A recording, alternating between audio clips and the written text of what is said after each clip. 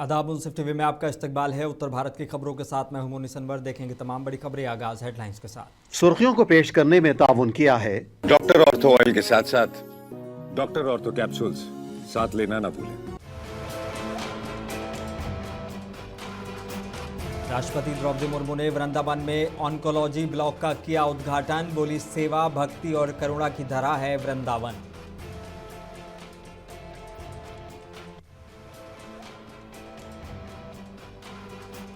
CM Pushkar Singh Dhami की team में शामिल हुए 5 नए मंत्री। उत्तराखंड कैबिनेट का हुआ विस्तार। सीएम ने दी मुबारकबाद।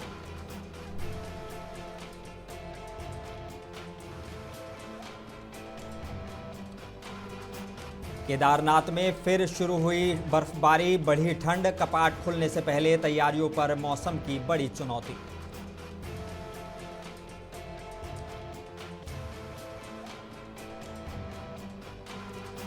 कांग्रेस सांसद इमरान मसूद का नेतन्याहू पर तीखा हमला। बोले, ईरान विवाद में बड़ा मुजरिम और ब्लैकमेलर।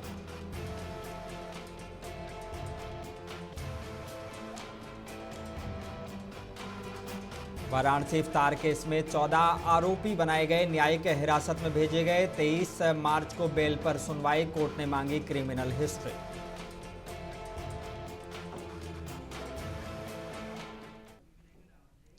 आगाज करेंगे कुछ अहम और बड़ी खबरों के साथ। वृंदावन में राष्ट्रपति द्रौपदी मुर्मू ने रामकृष्ण मिशन सेवाश्रम अस्पताल में नंद किशोर सोमानी ऑन्कोलॉजी ब्लॉक का उद्घाटन किया है।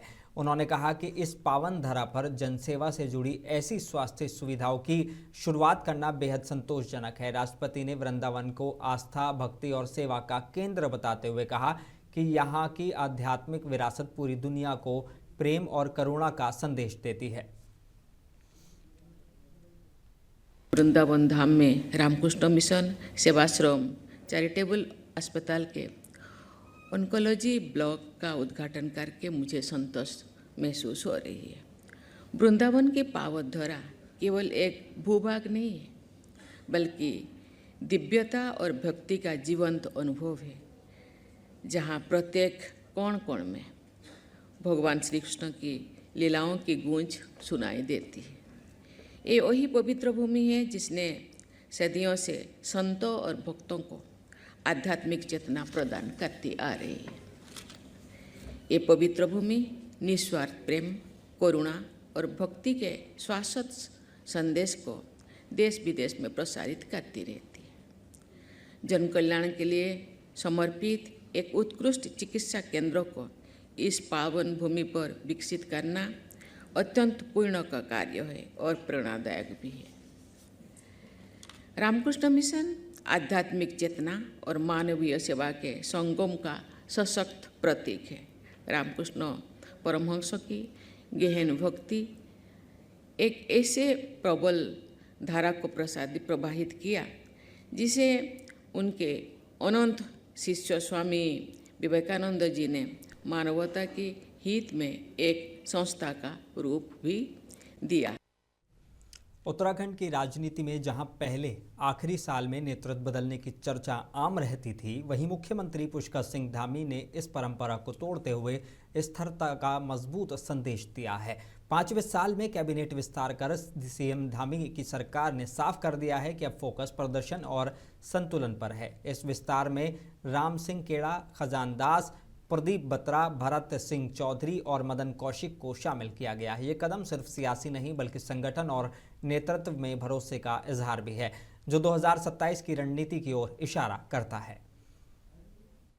सबसे पहले तो आज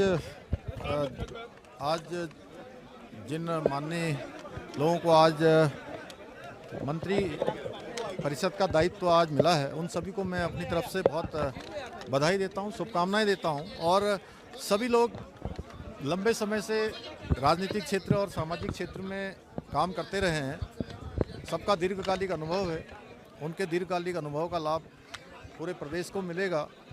और हमारे प्रधानमंत्री जी का जो विकसित भारत का संकल्प है, उस विकसित भारत के संकल्प को पूरा करने में उत्तराखंड अपना योगदान देगा।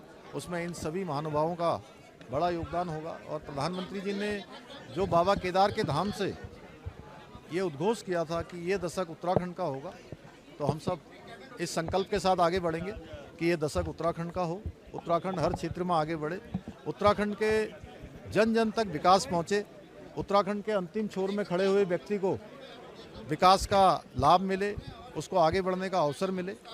हम सब लोग मिलकर एक टीम भावना के रूप में पूरी मंत्रिपरिषद राज्य की जन सेवा के प्रति समर्पित होकर काम करेगी। 27 के लिए वोट नहीं हैंड मिल चुके हैं तो एक नया रिकॉर्ड सरकार बनाएगी। नहीं, अभी हम लोगों को 27 में अभी 1 साल बचा है। इस 1 साल में हम लोगों को बहुत सारे काम करने हैं। जो काम बचे हुए हैं, जो काम शुरू हुए हैं, कुछ नवाचार के काम हैं। शपथ लेने वालों में राजपुर विधायक खजान दास ने सबसे पहले शपथ ग्रहण की। राज्यपाल ने उनको शपथ दिलाई।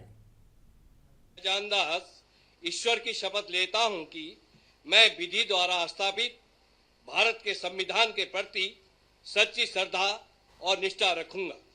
मैं भारत की प्रभुता और अखंडता अक्षुण्ण रखूंगा। मैं भारत उत्तराखंड राज्य के मंत्री के रूप में अपने कर्तव्यों का श्रद्धा पूर्वक और शुद्ध अंतकरण से निर्वहन करूंगा तथा मैं भय और पक्षपात, अनुराग या द्वेष के बिना सभी प्रकार के लोगों के प्रति संविधान और विधि के अनुसार न्याय करूंगा।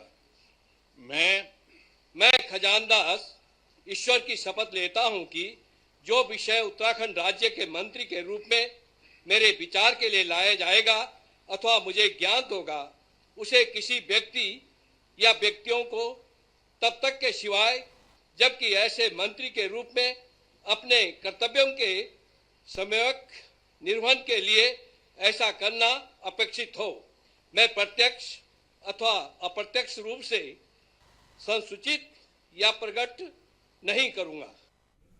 रुद्रप्रयाग विधायक भरत चौधरी को धामी कैबिनेट में जगह मिली है। उन्होंने प्रधान पद से अपनी राजनीति की शुरुआत की और भरत चौधरी ने संस्कृत में शपथ ली। अहम भरत सिंह चौधरी ईश्वरस्य नामना सपे यदम अहम विधिनाम स्थापितस्य भारतस्य संविधानं प्रति सत्यां श्रद्धां निष्ठां च धारयिष्ये तथा भारतस्य प्रभुता अखंडतां च अक्षुणा रक्षिष्यामि तथा अहम उत्तराखंड राज्यस्य मंत्रित्वेन स्वकर्तव्यानि श्रद्धापूर्वकं शुद्धान्तकरणेन च निर्वक्ष्यामि तथा सर्वविधि लोकानां प्रति भीतिं पक्षपातं वा रागं द्वेषं वा विहाय यथा संविधानं यथा विधि च न्यायम् आचरिष्यामि। अब भाजपा विधायक प्रदीप बत्रा ने उत्तराखंड सरकार में मंत्री पद की शपथ ली है। उत्तराखंड के राज्यपाल जनरल गुरमीत सिंह ने लोक भवन में उनको शपथ दिलाई। मैं प्रदीप बत्रा ईश्वर की शपथ लेता हूं कि मैं विधि द्वारा स्थापित भारत के संविधान के प्रति सच्ची श्रद्धा और निष्ठा रखूंगा। मैं भारत की प्रभुता और अखंडता अक्षुण्ण रखूंगा। मैं उत्तराखंड राज्य के मंत्री के रूप में अपने कर्तव्यों का श्रद्धापूर्वक और शुद्ध अंतःकरण से निर्वहन करूंगा तथा मैं भय या पक्षपात, अनुराग या द्वेष के बिना सभी प्रकार के लोगों के प्रति संविधान और विधि के अनुसार न्याय करूंगा। मैं प्रदीप बत्रा ईश्वर की शपथ लेता हूं कि जो विषय उत्तराखंड राज्य के मंत्री के रूप में मेरे विचार के लिए लाया जाएगा अथवा मुझे ज्ञात होगा, उसे किसी व्यक्ति या व्यक्तियों को तब के सिवा जबकि ऐसे मंत्री के रूप में अपने कर्तव्यों के सम्यक निर्वहन के लिए ऐसा करना अपेक्षित हो, मैं प्रत्यक्ष अथवा अप्रत्यक्ष रूप से संसूचित या प्रकट नहीं करूंगा। जय हिंद, जय भारत, जय उत्तराखंड। चंपावत में मुख्यमंत्री पुष्कर सिंह धामी ने श्री वराही शक्तिपीठ धाम के पुनर्निर्माण के शिलान्यास कार्यक्रम को वर्चुअली संबोधित किया। उन्होंने कहा कि यह धाम आस्था और संस्कृति का अहम केंद्र है और इसके विकास से क्षेत्र में पर्यटन और धार्मिक गतिविधियों को भी बढ़ावा मिलेगा।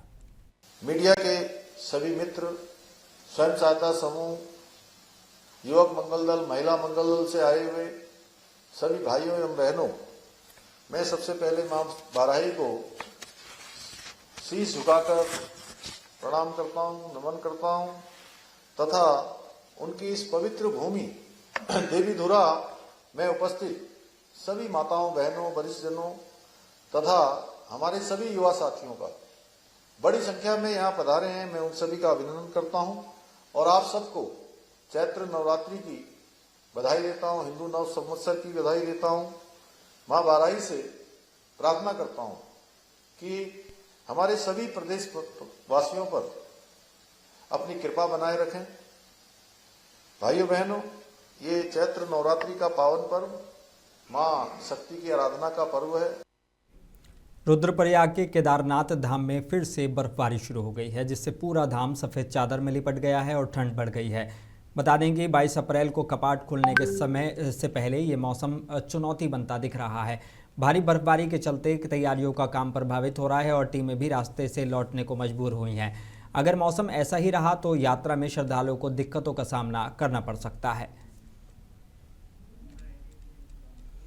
लखनऊ में उत्तर प्रदेश के डेप्यूटी सीएम ब्रजेश पाठक ने कहा है कि उत्तर प्रदेश सरकार और प्रदेशवासियों की ओर से वीरांगना अवंतीबाई लोधी की शहादत दिवस पर उन्हें श्रद्धांजलि अर्पित की गई। बलिदान दिवस के अवसर पर मैं प्रदेश के आम जनमानस की तरफ से श्रद्धासुमन अर्पित करता हूं, उनकी स्मृतियों को नमन करता हूं। उत्तर प्रदेश सरकार की तरफ से श्रद्धांजलि अर्पित करता हूं। महारानी वीरांगना अवंतीबाई लोधी जी के जो विचार हैं, जो उनका योगदान था हिंदुस्तान की सनातन संस्कृति को बचाने में, आज भी वो सब चिर स्थायी हम सब उन्हें याद कर रहे हैं और प्रदेश वासियों की तरफ से हृदय की गहराइयों से श्रद्धासुमन अर्पित करते हैं। और प्रदेशवासियों से मैं अपील करना चाहूंगा, बेटियों से अपील करना चाहूंगा कि सभी को महारानी वीरांगना अवंतीबाई लोधी जी की जीवनी को पढ़ना चाहिए, उससे प्रेरणा नहीं चाहिए। आज भी सब प्रासंगिक है। हमारी संस्कृति, हमारा जो सांस्कृतिक विचारधारा है, हमारी जो विरासत है, पूज्य महारानी वीरांगना अवंतीबाई लोधी जी की विचारों को आगे बढ़ाने का काम कर रहे हैं। और यहाँ रुकेंगे एक छोटे से ब्रेक के लिए।